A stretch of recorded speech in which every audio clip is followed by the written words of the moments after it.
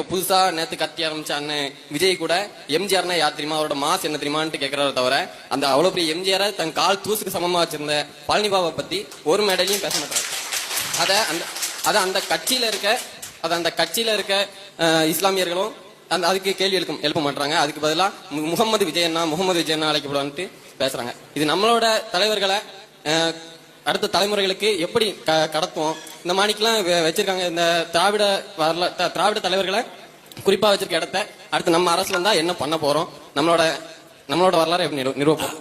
பழனி பாபா என்பவரை உனக்கு அதிகப்படியான இளைஞர்கள் தேடுகிற அளவுக்கு கொண்டு போய் சேர்த்துக்கிட்டு இருக்கேங்கிறது உனக்கு தெரியும். அவங்க பயப்படுவாங்க. எங்க அண்ணனுக்கு தெரியும். இஸ்லாமிய தலைவர்கள் பழனி பாபா பத்தி பேச தயங்குவாங்க.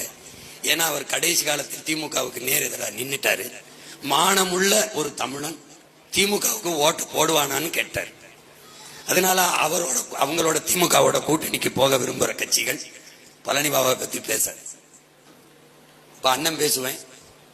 அண்ணன் பெரியாரை போற்றுவோம்னு ஒரு கூட்டம் போட இருக்கேன். அதுல உங்களுக்கெல்லாம் அந்த யார் எங்களுக்கு பெரியார் அப்படின்னு பேச போறேன். அதுல 1000 பெரியார்களை சொல்றேன். அதுல ஒருத்தர் பழனி பாபா. வளர்த்த